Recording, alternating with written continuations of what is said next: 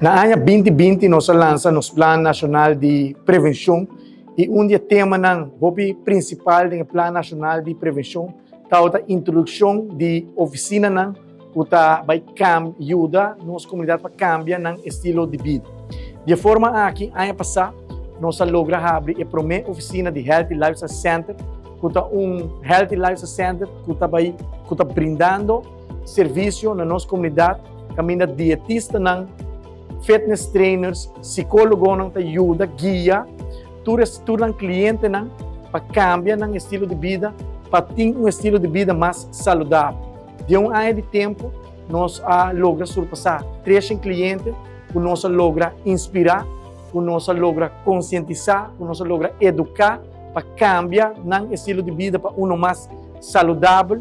Uma grande quantidade de clientes aqui logra barra quantidade de quilo ng substancial, hobby din natin sinti na mais feliz, mais contento, mais produtivo e conforme o manejo e a visão que nós estamos levando, nós pensa para expandir a oficina de Healthy Lifestyle Center. De forma que nós pensa, que acaba para Boudebroek, na Ibiza, tem uma oficina de Healthy Lifestyle Center, nós pensa que para Riba de Brug, é ideal para nós abrir de 2 sucursal e de 2 oficinas de Healthy Lifestyle Center e assim nós começamos a fazer a preparação e planificação para a AUE. Oficialmente nós abrimos de 2 sucursal de Healthy Lifestyle Center, de caso aqui situado na MFA Savaneta. Seguro nós queremos agradecer inteiro time de Healthy Lifestyle Center, time dinâmico, time que está ajudando nossa comunidade com conselho para nossa comunidade adaptar e cambiar o estilo de vida. Nós estamos agradecidos e satisfeitos com o resultado e nós estamos contentos com a AUE.